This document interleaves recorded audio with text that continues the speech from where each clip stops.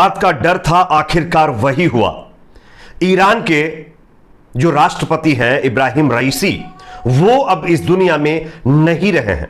कल जिस तरीके से अजरबैजान के अंदर वो गए हुए थे एक डैम का उद्घाटन करने के लिए, और उद्घाटन करने के बाद जब वो वापस अपने देश यानी ईरान लौट रहे थे, उसी बीच ईरान और अजरबैजान बॉर्डर के पास उनका हेलीकॉप्टर लापता हो गया था। और फाइनली कुछ ही मिनटों पहले अब उस जगह पर रेस्क्यू टीम पहुंच गई है जहां पर उनका हेलीकॉप्टर दुर्घटनाग्रस्त हुआ था।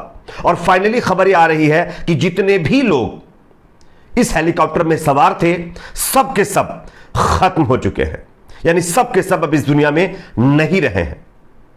ये अपने आप में बेहद बड़ी और चिंता वाली खबर ईरान के लिए है, क्योंकि आप सब देख रहे होंगे गाजा मामले पर किस तरीके से इजराइल के खिलाफ ईरान ही एक ऐसा मुल्क है जो खुल करके कार्रवाई कर रहा था, और अचानक उन्हीं के देश के राष्ट्रपति की यह घटना हो जाती है। यह अपने आप में कई सवाल भी खड़ी करती है, साथ ही साथ यह चिंता वाली खबर भी है। आगे हम आपको कुछ तस्वीरें और दिखाने वाले हैं, कुछ वीडियोस दिखाने वाले हैं जो हेलीकॉप्टर जहां पर यह घटना हुई वहां से सामने आ रही हैं, जिसको देख करके आप भी समझ जाएंगे कि कुछ ना कुछ तो इसमें गड़बड़ जरूर है। उससे पहले आपको क्या लगता है, क्या वाकई ये एक नेचुरल घटना है या फिर इसमें कोई बड़ी साजिश है?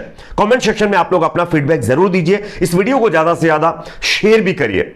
बात करेंगे सबसे पहले तस्वीरों की। मैं आप लोगों को स्क्रीन के ऊपर एक तस्वीर दिखा रहा हूं, यह तस्वीर आप लोग देखिए। यह उसी जगह की तस्वीर है जहां पर यह हेलीकॉप्टर जाकर के क्रैश है, जहां की यह घटना है। कुछ लोगों की जो बॉडी वो वहां से रिकवर की गई हैं। हालांकि यह भी स्पष्ट नहीं है कि ईरान के राष्ट्रपति इब्राहिम रईसी की भी बॉडी मिली है या नहीं मिली, या उनके जो विदेश मंत्री हैं उनकी बॉडी मिली या नहीं मिली है। लेकिन हां, कुछ लोगों के मतलब जो है आप देख सकते हैं तस्वीरों में बॉडी की जानकारी सामने आ रही है। अब यहां पर यह जो तस्वीर सामने आ रही है, इसके साथ लोग कई तरह के सवाल कर रहे हैं। लोगों का कहना है कि अगर देखिए इब्राहिम रईसी जो राष्ट्रपति हैं, उनकी मतलब बॉडी मिली होती तो अब तक उसको लेकर के चीजें सामने आ जाती, लेकिन उनकी बॉडी ना मिलना ये अपने आप में कहीं ना कहीं शक बढ़ाता है। साथ ही साथ एक और तस्वीर में आप लोगों को दिखा रहा हूं, स्क्रीन पर आप देख सकते हैं। रात को ही रेस्क्यू टीम जो घटना स्थल है वहां पर पहुंच गई थी, और उसके बाद अब ये फाइनली अपडेट आ चुकी है कि पांचों के पांचों लोग जो इस हेलीकॉप्टर में सवार थे वो अब इस दुनिया में नहीं रहे। ये दूसरी तस्वीर मैं आप लोगों को दिखा रहा हूं। तीसरा एक और वीडियो मैं आपको दिखाना चाहता हूं। ये वीडियो आप देख सकते हैं। इस वीडियो में भी साफ तौर पर दिख रहा है कि किस तरीके से हेलीकॉप्टर एक जगह पर जाकर के हेलीकॉप्टर जाकर वहां पर गिरा है। ये वीडियो में आप साफ तौर पर देख सकते हैं। खैर, ये तो घटनाएं सामने आ चुकी हैं, और जो लोग इसमें सवार थे वो अब इस दुनिया में नहीं रहे हैं। सबकी तस्वीरें भी मैं आपको दिखा रहा हूं।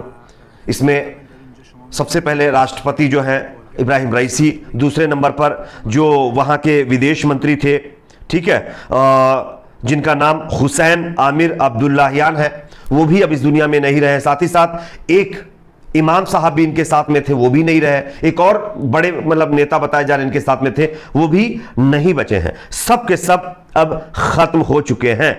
लेकिन इसी बीच दोस्तों, इसी बीच हिजबुल्लाह ने खुलेआम इजराइल को धमकी दी है। क्या कहा है स्क्रीन पर आप देख सकते हैं। हसन नसरुल्लाह के बेटे की तरफ से यह धमकी दी गई है।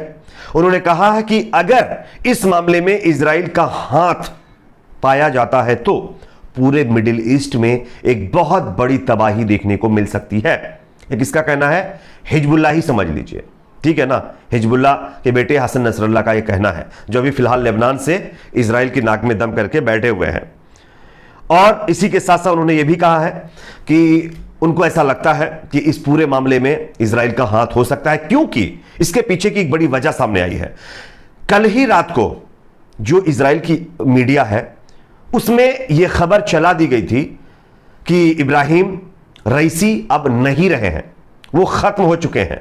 तो लोग ये कह रहे हैं कि अगर हेलीकॉप्टर को लेकर के जो रेस्क्यू टीम है उनको कोई जानकारी नहीं थी, तो इजराइल को कैसे पता चल गया कि इब्राहिम रईसी, जैसे ही ये खबर आई कि इब्राहिम रईसी का हेलीकॉप्टर दुर्घटनाग्रस्त हुआ है, तभी इजराइल में ये बात जो है खूब जोरों शोरों से चल रही थी, मीडिया में भी और उनकी सरकार में भी, कि रईसी अब इस दुनिया में नहीं रहे। तो इजराइल को सबसे पहले इस चीज की खबर कैसे लगी, कैसे इजराइल को ये तमाम चीजें पता चल गई हैं, ये एक अपने आप में शक वाली चीज निकलकर सामने आ रही है, जिसके चलते अब हिजबुल्लाह की तरफ से धमकी दी गई है। साथ ही साथ जो सुप्रीम लीडर हैं उन्होंने भी धमकी दी है। मैं आपको दिखाना चाहता हूं, यह खबर वर्ल्ड अफेयर की खबर है। ईरान के सर्वोच्च नेता ने कहा है कि अगर हमें इस बात का एक भी सबूत मिल जाए कि ईरान के राष्ट्रपति हेलीकॉप्टर दुर्घटना में इजराइल का हाथ है, तो हम इजराइल और उसके सहयोगियों की कल्पना से परे जवाब देंगे। उनको किसी भी तरीके से हम नहीं बख्शेंगे। जो उम्मीद इमेजिन भी नहीं कर सकते इजराइल के मतलब जो है नेता, वहां की आर्मी, वैसा जवाब हम उनको देंगे अगर इजराइल का हाथ इसमें मिला तो कहीं ना कहीं अब धमकियां भी आनी शुरू हो चुकी हैं। हालांकि रूस और इसके साथ साथ जो है अर्मेनिया, तुर्की और सऊदी अरबिया, कतर, कुवैत जैसे कई मुल्कों ने खुल करके ईरान के साथ मतलब जो है हाथ से हाथ मिलाने की बात कही है। उनका साफ तौर पर कहना है कि इस पूरे मामले में जो भी मदद करने की जरूरत अगर ईरान को पड़े तो ये देश खुल करके उनके साथ में है। तो ये अपने आप में कहीं ना कहीं ईरान के लिए एक साइड से देखें तो कुछ ठीक ठाक खबर भी है, क्योंकि ईरान को यहां पर संपत्ति भी मिल जाएगी, सिंपत्ति भी मिलेगी, और जो देश अब तक ईरान के खिलाफ थे वो भी उसके साथ आ सकते हैं।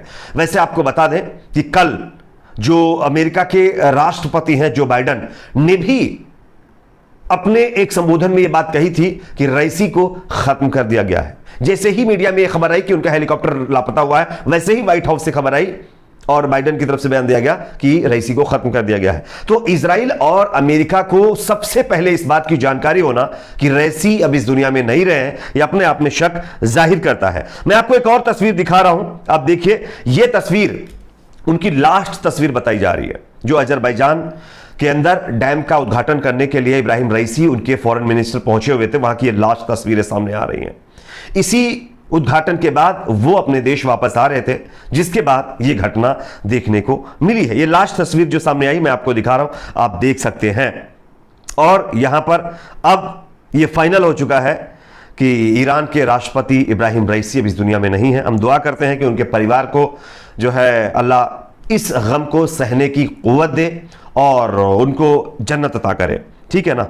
अब देखना है आगे इस पर क्या होता है। वैसे जो है कई तरीके के शक यहां पर देखने को मिल रहे हैं, कई फेक प्रोपेगेंडे भी चलाए जा रहे हैं। कई देशों से ये खबरें भी सामने आई कि भाई सऊदी अरबिया या तमाम मुल्कों के अंदर रईसी के ख़त्म होने की खुशी में लोगों ने पटाखे भी जलाए। ऐसा कुछ नहीं है, ये सरासर झूठी खबरें हैं। ये कुछ प्रोपेगेंडाबाज लोग हैं जो प्रोपेगेंडा चला रहे हैं। और सबसे अफसोस की बात हमारे देश में देखिए, कुछ गोबर भक्त ऐसे हैं जो इस घटना के सामने आने के बाद खुशियां मना रहे हैं, जबकि प्रधानमंत्री मोदी ने पहले ही कल ही रईसी और उनके परिवार के प्रति और ईरान को लेकर के अपनी मतलब जो है एकजुटता दिखाई थी। लेकिन उसके बावजूद भी हमारे देश में कुछ ऐसे जो है गोबर भक्त हैं जिनको इस बात का पता ही नहीं है कि हमारे देश के रिश्ते ईरान के साथ किस तरीके के थे। खैर, इस पर आपकी अपनी क्या राय है कमेंट सेक्शन में बताइए। वीडियो को लाइक शेयर, चैनल को सब्सक्राइब जरूर करें।